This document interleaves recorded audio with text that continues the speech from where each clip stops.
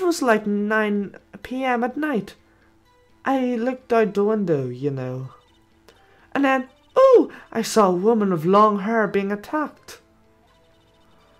One attacking her was the mousy girl sitting in the defense chair.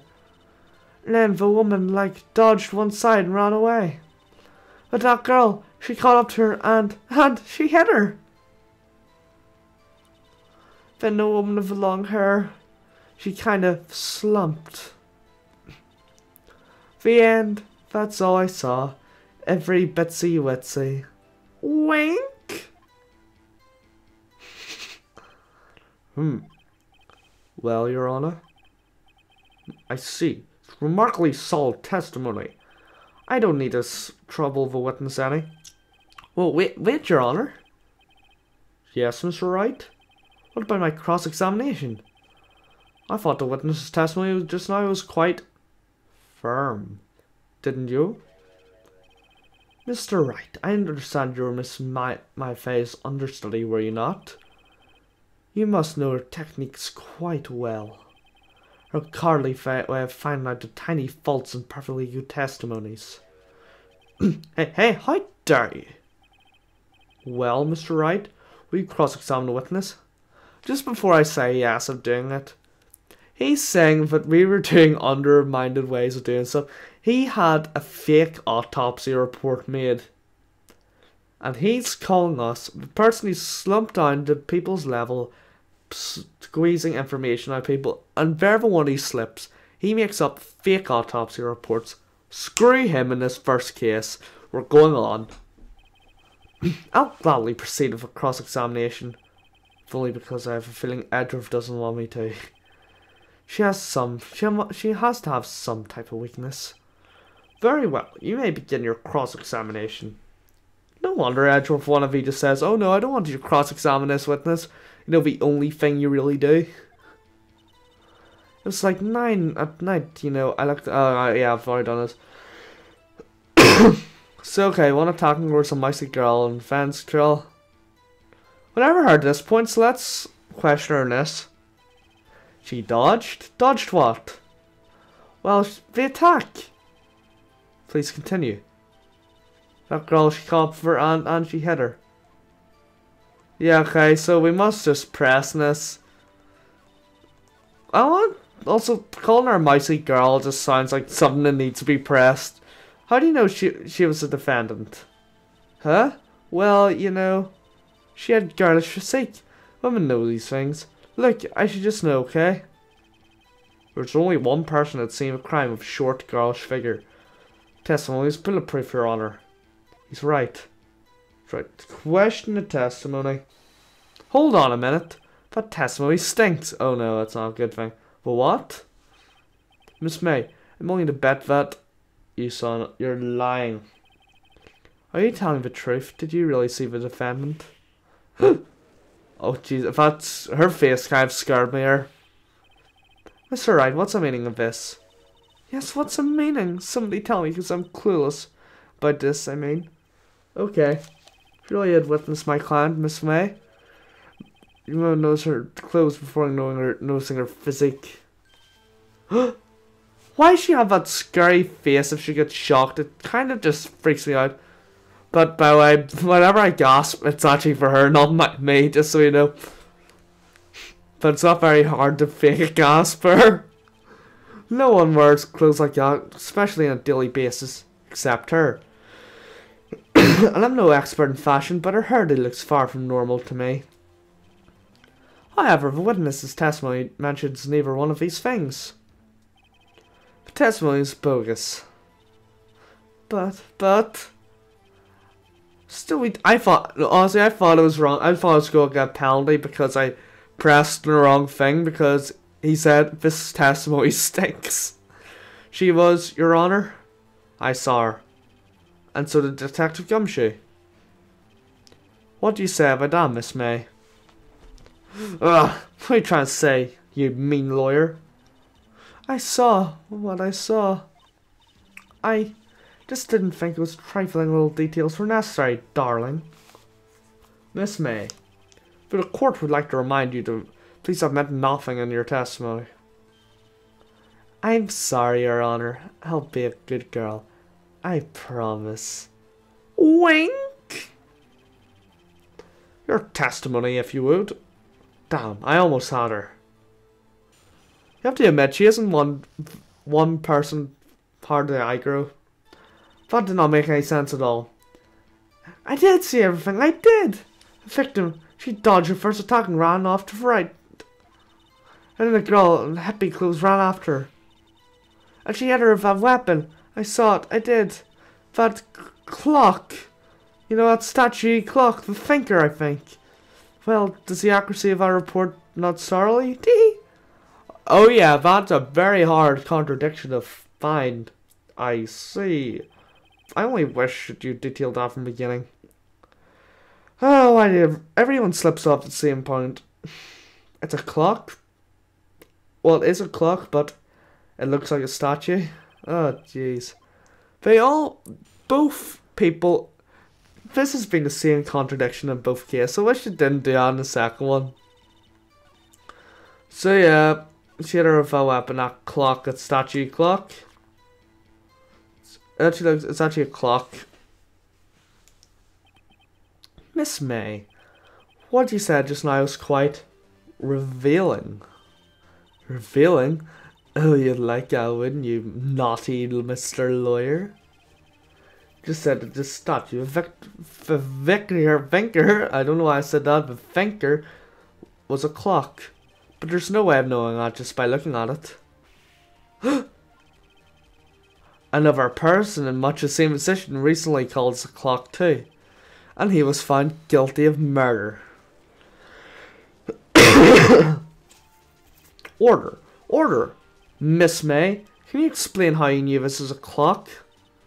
Oh, a witness saw the murder of her own eyes. That's all that's important here.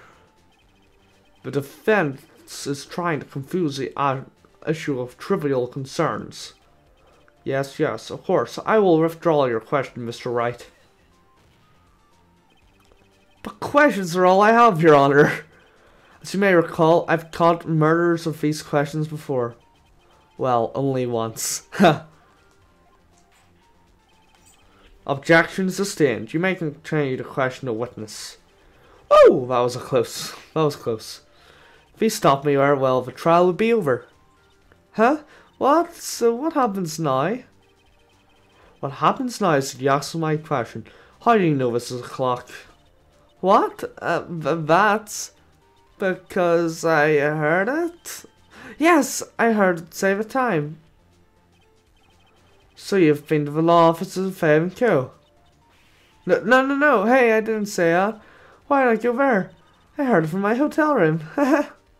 The law offices of Fey and Co, where the murder took place, is very close to the hotel. She could have easily heard the clock.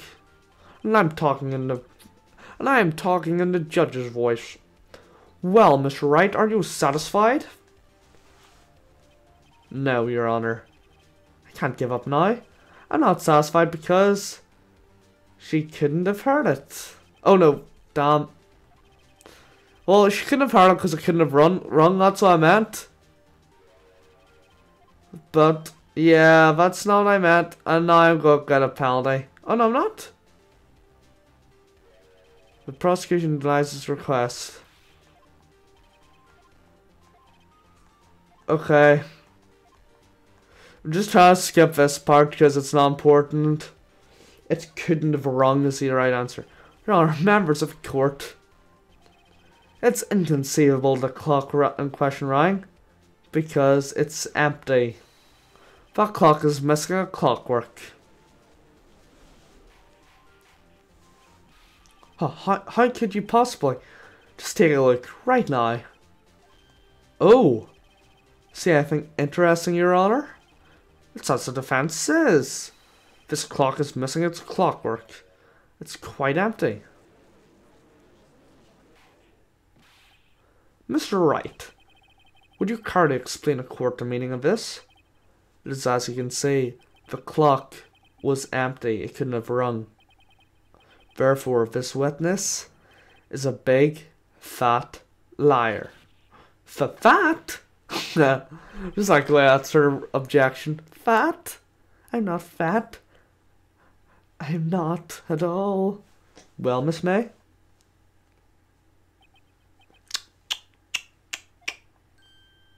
Huh? What a show you've put on for us, Mr. Wright. He knew the clock was empty. Somehow, he knew. I'm afraid you've forgotten one thing, however. Indeed, the clock is empty. As you say, it can't ring. However, we must ask, when was the clockwork removed? If it was after a witness heard the clock, then there's no contradiction. That's true. That's a possibility. The clock may have been emptied after she heard it. And that is exactly what happened, Your Honor. Mr. Wright, can you prove when this clockwork was removed? Oh, impossible, of course. I have proof. Oh, what? What? Wasn't it you who told me proof is everything? Well, I was listening. And now it's time to show you the proof you like so much. The evidence... Oh, I've said an Edward's voice. Well, if you remember at the start of Let's Play, remember it said the clockwork was... I had to take clockwork out to put in some papers instead. There you go. Take a look at this. That's a very cute cell phone. Ooh, you have a girly phone. Wait, this isn't my phone. Listen, this is a defendant's cell phone and it contains a recording. A recording of a conversation she had with a victim in the day of a murder. Ooh, she's got interesting. The defendant's cell phone. This wasn't brought up to my attention. Perhaps Detective Gumshoe overlooked it. The good detective better remember he's up for evaluation soon. I gotta say, I'm feeling bad for a big fella. Basically, at the end of this Let's Play, at the end of this series, definitely you'll just be saying, poor Gumshoe. Poor Gumshoe. Let's hear the conversation. So it is you to... Okay, I'm not gonna do it. So it's just you who wants me to hold on to the thinker for you? If you could. Ah, I should probably tell you the clock isn't talking right now. Huh? It's not working? That's lame. I had to take a clockwork out. Sorry. September 5th, 9:27 AM. Your Honor, I think this makes it clear that the clockwork was already gone by the time of his recording. Which was, well, before witness had even arrived at the hotel. Well, Miss May, would you care to explain this to the court? Just how did you know that the weapon was a clock? Well, isn't it obvious? I saw that clock before. What store is it again? I go to so many. Oops, I forgot. Wing?